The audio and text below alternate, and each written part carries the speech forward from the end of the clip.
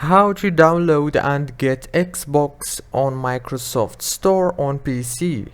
Hello guys, in today's video I'm gonna show you how to get Xbox easy and fast.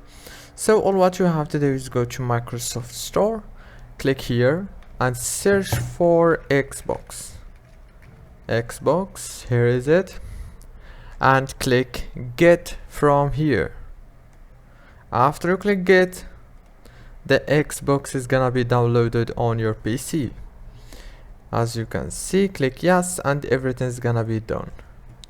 I'm gonna stop it because I don't actually need it not right now, but it's actually easy. This is the way that you download it. If this video was helpful, don't forget to like, subscribe, and thank you for watching until the very end. See you later.